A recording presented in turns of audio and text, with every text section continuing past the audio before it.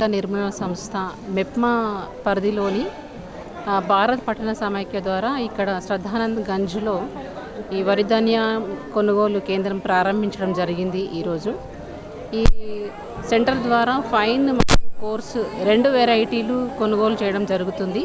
So ప్రభుత్వం మేరకు కనీస మద్దతు ధర మేరకు ఏ గ్రేడ్ మరియు బి గ్రేడ్ వరి ధాన్యం కొనుగోలు ఇక్కడ జరుగుతుంది. కాబట్టి రైతులందరూ కూడా ఈ అవకాశాన్ని సద్వినియోగం చేసుకొని వాళ్ళ ఉన్నటువంటి పంటను ఇక్కడ వచ్చి కొనుగోలు చేయాల్సిందిగా విజ్ఞప్తి చేస్తూ ఉన్నాము.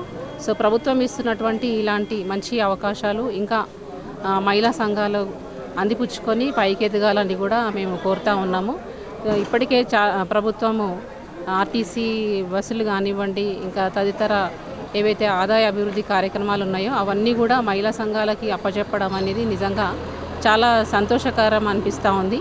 సో మన పేదరిక నిర్మూలన సంస్థలో ఉన్నటువంటి సంఘాలన్నీ కూడా ఈ అవకాశాన్ని సద్వినియోగం చేసుకొని వాళ్ళ ఆదాయాన్ని అభివృద్ధి చేసుకోవాలని కూడా కోరుకుంటున్నాము. Thank you.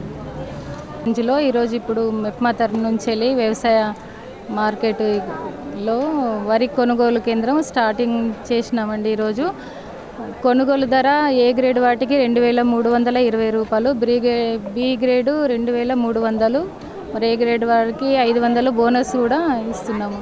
వ్యవసాయదారులందరూ వినియోగించుకోవాలని కోరుతున్నాను.